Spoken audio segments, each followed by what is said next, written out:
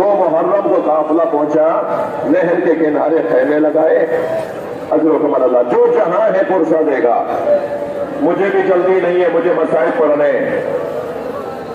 اپنی زمین تھی، امام حسین نے زمین خریدی، حضرت عباس نے نہر کے کنارے خیمے لگائے۔ 4 محرم کو شمر کا دستہ، شمر کا لشکر آیا، اس نے آتے کے ساتھ ہی پہلا اعتراض یہ کیا کہ حسین کے خیمے نہر سے ہٹائے جائیں۔ تو بتایا گیا تو حسین نے زمین خود خرید لی ہے، اس نے آواز دی کہ جا کے پیغام دو خیمے ہٹاؤ ورنہ میں ہٹانے آ رہا ہوں۔ مجال کسی کی کہ عباس کے کانوں تک اس آواز کو پہنچائے۔ جب خبر آئی نا کہ وہ لشکر لے کر آ رہا ہے خیموں کی طرف، تو یہ بزرگ علماء نے پڑھا کہ حضرت عباس نے تلوار نکالی، ایک لمبا خط زمین پر کھینچا اور آواز دے کر کہا کسی میں جرأت ہے تو اس خط کو پھاند کے دے، اس خط کو پھاند کے دکھائے۔ ادھر وہ لشکر لا رہا ہے کہ آ کے خیمے ہٹائے، ادھر عباس نے خط کھینچ دیا ہے اور اکیلے جلال کی حالت میں کھڑے ہیں۔ لشکر آ رہا ہے، امام حسین نے حضرت عباس کے دیور دیکھے تو جناب زینب کے خیمے کا رخ کیا، جناب زینب کے خیمے میں چلے گئے اور جا کے کہا بہن زینب عباس کو بلواؤ۔ جناب فضا نے جا کر کہا چھوٹے شہزادے تمہیں آقا زادی بلا رہی ہیں۔ فرمایا اماں چند لمحوں میں خوشخبری لا رہا ہوں، بیوی کو جا کر میرا سلام کہے، میں چند لمحوں میں خوشخبری لا رہا ہوں، آج میں جنگ تمام کر رہا ہوں، آج میں کربلا کو تمام کر رہا ہوں۔ جناب فضا گئی اور کچھ ہی دیر میں واپس آئی اور آ کے کہا عباس زینب کہتی ہے تم آتے ہو یا میں آ جاؤں؟ فوراً تلوار میان میں رکھی، اجرکم اللہ، اجرکم اللہ۔ خیمے میں آئے، کیا دیکھا جناب زینب کے برابر میں امام حسین کھڑے، سمجھ گئے کہ مولا کچھ مجھ سے چاہتے ہیں۔ کہا مولا خیمے ہٹا دو۔ مولا حسین نے اشارہ کیا عباس خیمے ہٹا دو۔ عباس نے خیمے ہٹا دیے۔ نقل صاحب لکھتے کہ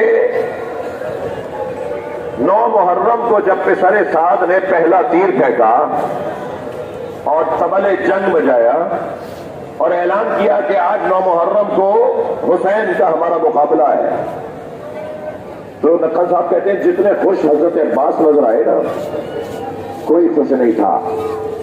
گھوڑا دوڑاتے ہوئے آئے، اترے، اذن دخول لیا، امام کے خیمے میں گئے اور امام کو جا کے سلام کیا اور کہا مولا آپ کہتے تھے نا کہ ہمیں پہل نہیں کرنی، دشمن نے پہل کر دی،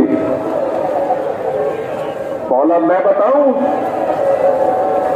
جواب دے، دشمن کو جواب دے۔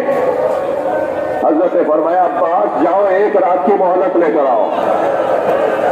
میں ہاتھ جوڑ کر کہوں گا مولا حسین سے مولا حضرت علی اکبر کو بھیج دیا ہوتا، حضرت حبیب سے کہتے چلے جاؤ، مگر آج عباس باب الحوائج کیسے کہلاتے، جو اپنے مولا کی اطاعت میں اپنی ذاتی خواہشات کو مٹا دے، وہ پھر باب الحوائج بنتا ہے، پھر وہ باب الحسین بنتا ہے، پھر کربلا میں حسین کے برابر کا مزار بنتا ہے۔ جتنا بڑا مزار حسین مولا کا ہے اتنا ہی عباسی علمدار کا ہے۔ گئے جا کر کہا میرے مولا حسین نے مجھے بھیجا ہے، میں عباسی علی ہوں، جنگ عاشور کے دن کرو، ایک دن جنگ آگے بڑھا دو۔ کہنے لگا میں مشورہ لے کے بتاؤں گا، سخت جملہ ہے جو کہنے جا رہا ہوں، مجھ سے بیان بعض باتوں کے بیان الفاظ نہیں ہوتے۔ کہنے لگا میں مشورہ لے کر بتاؤں گا، جملہ کہوں عباس کو کھڑا رکھا اور مشورہ ہوتا رہا، اور پھر آ کر کہا کہ ہمارا مشورہ ہوا ہے، جنگ اب کل ہوگی۔ حضرت عباس جو چاہتے تھے وہ نہیں ہوا، وہ ہوا جو حسین چاہتے تھے، اور جو اپنی چاہت کو مولا کی چاہت پہ قربان کر دے وہ ہے مطیع امر امامت۔ ایک قیافہ شناس نے کوفے میں کٹے ہوئے سروں کو دیکھ کر احوال بیان کیے، حضرت علی اکبر کے چہرے کو دیکھ کر ان کی کردار سیرت کو بیان کیا، حبیب کے سر کو دیکھ کے، زہیر کے سر کو دیکھ کر، مسلم ابن حسجہ کے سر کو دیکھ کر، سروں کو دیکھتا رہا تو ایک نے آواز دی کہ ایک سر گھوڑے کی گردن میں بھی بندھا ہوا ہے۔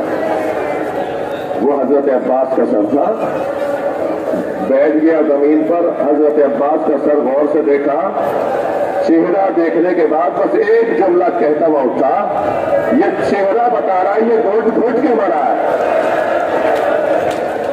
یہ گھٹ گھٹ کے مرا ہے، جو ان کی آرزو تھی وہ پوری نہیں ہوئی۔ اجرکم اللہ، کربلا والے مجبور نہیں تھے، پابند مشیت تھے، اللہ یہ چاہتا تھا ان سے۔ اب آ کے کھڑے ہو گئے مولا، عجیب جملہ ہے، اللہ مجلس نے بہار میں لکھا ہے کہ آ کے کھڑے ہوئے کا مولا مجھے اب جانے کی اجازت ہے۔ تو فرمایا پاس وقت ہمارے لشکر کے سالار ہو، تو یمین و یسار سیدھی طرف دیکھا، پھر الٹی طرف دیکھا، پھر گردن جھکا کے کہا مولا وہ لشکر کہاں ہے؟ ابھی حسین سے عباس بات کر رہے کہ خیمے سے پردہ ہٹا، سکینہ چھوٹا سا مشکیزہ لے کے باہر آئے، بابا میرا بھائی مر جائے گا، بابا بچے پیاس سے مر جائیں گے۔ امام حسین نے مشکیزہ لیا، عباس جاؤ بچوں کے لیے پانی لے کر آؤ۔ اب حضرت عباس میدان میں جا رہے ہیں، جا کر گھوڑے پر بیٹھے اور جس تیزی سے گئے ہیں، جس جلال میں گئے ہیں، وہ مقتل نے لکھا ہے، نہر میں فرات میں گھوڑے کو گھٹنوں تک اتارا، گھٹنوں تک گھوڑے کو اتارا، جھک کر مشکیزہ بھرا، ہاتھوں کو پانی کی ٹھنڈک محسوس ہوئی، چلو بھرا پانی کا، سارا لشکر دیکھ رہا تھا کہ عباس نے ہاتھ میں پانی لیا ہوا ہے، ایک لمحہ لگتا پانی پینے میں۔ بعد میں تجزیہ نگار لکھتے کہ جان بچانا واجب تھی، ان کی جان بچتی تو وہ بچوں کی بچاتے نا۔ میرے مولا نے حضرت عباس نے چلو میں پانی لیا، ساری دنیا کو دکھایا کہ عباس کی حکومت، عباس کا اختیار پانی پر ہے، مگر میرا دل کہتا ہے کہ چلو میں پانی کو دیکھا ہوگا تو اس میں سکینہ کی شکل نظر آئی ہوگی، علی اصغر کی شکل نظر آئی ہوگی۔ چلو بھرا پانی دوبارہ نہر کی طرف پھینکا، مشکیزے کو لیا، نہر سے باہر نکلے، آواز دی پسر سعد نے اگر پانی پہنچ گیا تو جنگ مشکل پڑ جائے گی، خبردار پانی خیمے نہ جانے پائے۔ کمین گاہوں سے قاتلوں نے اپنی کمین گاہیں بنانا شروع کی، جہاں سے حضرت عباس آ رہے کمین گاہوں کو لینا شروع کیا۔ ایک مرتبہ مولا عباس کا دوڑتا ہوا گھوڑا جا رہا ہے، ایک شخص نے درخت کی اوٹ میں کھڑے ہو کر جیسے گھوڑا قریب آیا، قریب آ کر ایک بازو کاٹ دیا۔ اجرکم اللہ، حضرت عباس نے مشکیزہ دوسرے ہاتھ میں لیا اور اپنے آپ کو کہنے لگے عباس اگر یہ تمہارا دوسرا ہاتھ بھی کاٹ دے تو تمہیں پانی پہنچانا ہے۔ ایک مرتبہ ایک اور کمین گاہ سے، اجرکم اللہ، ایک اور کمین گاہ سے حکیم ابن طفیل نے حملہ کیا، حضرت عباس کا دوسرا بازو کٹ گیا۔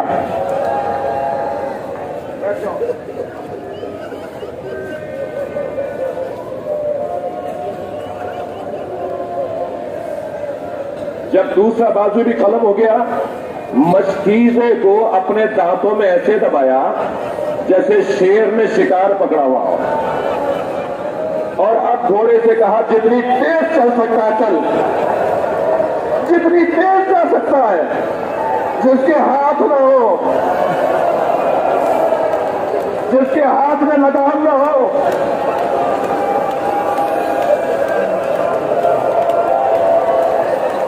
آواز ہی پسر ساتھ رہے اور ملا عباس کو روک۔ اس نے ایک جگہ سے تیر جوڑا، سن آتا ہوا تیر مشکیزے میں آ کے لگا. پانی نہیں بہ رہا تھا، عباس کی آس بہ رہی تھی. آواز سے زلجنا، اے گھوڑے اے راوار، اب میں اس قابل نہیں ہوں کہ خیمے میں جاؤں. گھوڑا کچھ مڑا تھا کہ آنکھ میں تیر آ کے لگا. مجھے نہیں پتا کہ آپ کیا سن رہے ہیں اور میں کیا پڑھ رہا ہوں. آج 8 محرم ہے. یہ تاریخ اہل دل کے لیے خاص تاریخ ہے. جس کے ہاتھ نہ ہو وہ آنکھ سے تیر کیسے نکالے گا؟ جھک کر چاہا کہ گھٹنے کے اندر تیر کو لے کر اب کیا منظر ہوگا کہ کسی طرح تیر نکالے. چکے تھے کہ ایک مرتبہ سر پہ گرز آ کے لگا. میں رونے والوں سے ایک سوال کر رہا ہوں. نہ کسی شہید کے مولا پاس کے علاوہ بازو کٹے، نہ کسی شہید کی آنکھ میں تیر لگا، نہ کسی شہید کے سر پہ گرز لگا. بازو اس لیے کٹے کہ جن ہاتھوں نے پانی کی ٹھنڈک محسوس کر لی، ہم وہ ہاتھ ہی کٹوا دیں گے. آنکھوں میں تیر اس لیے لگا کہ ان آنکھوں نے حسن مولا کے جنازے میں لگتے ہوئے تیر دیکھے تھے. سر پہ گرز اس لیے لگا کہ میں نے اپنی آنکھوں سے بابا کے سر پہ لگتی ضربت دیکھی تھی. اجر و کمال اللہ. تھکے نہیں. مولا اب گھوڑے سے زمین کی طرف آئے. عباس نہیں گر رہے، زینب کی آس گر رہی ہے. بچوں کی آبرو، آسرا، دھارت گر رہی ہے. گرتے ہوئے آواز دی، مولا میرا سلام. حسین نے کمر پکڑ لی. الان ان کا سارا ظہری. عباس اب میری کمر ٹوٹ گئی. جس کی کمر ٹوٹ گئی ہو وہ کیسے پہنچا لاشے پر؟ پہنچے حضرت عباس کے لاشے پر. سر اپنی آغوش میں لیا. حضرت عباس نے سر ہٹا دیا. پھر آغوش میں لیا، پھر سر ہٹانا چاہا. سرکا رہے تھے. حضرت امام حسین نے پوچھا، عباس تم اپنا سر کیوں ہٹاتے ہو؟ کہ مولا یہ شہزادوں کی جگہ ہے، مولا یہ علی اصغر کی جگہ ہے. کہاں میں غلام اور کہاں زانو ہے حسین.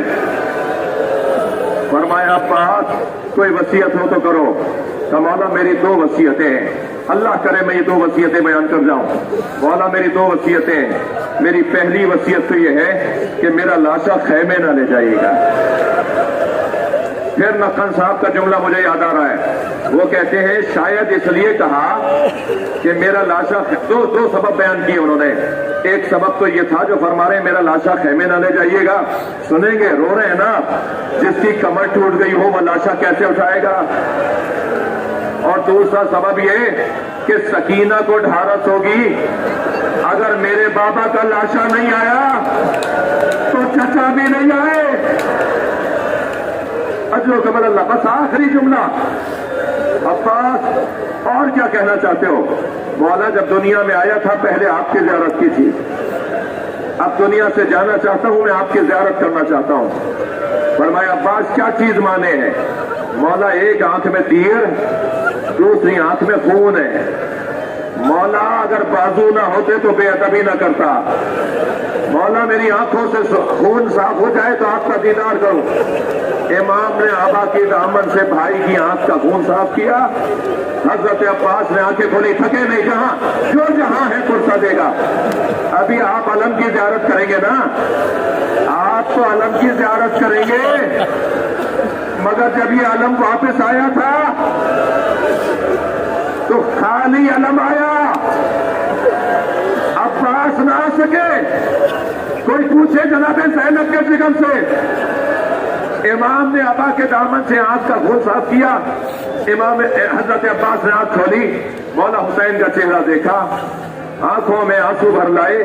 مولا میرا آخری وقت ہے، میں نے وفاداری کا حق ادا کر دیا. इमाम हुसैन ने पेशानी का बोसा दिया, फरमाया हमारी भी एक आरज़ू पूरी कर दो। सारी जिंदगी मालिक, मौला, आका, कभी भाई नहीं कहा, एक मरतबा भाई बोलो। यहाँ अब्बास ने भाई कहा, वहाँ रूह बर्बाद कर गई। अब्बास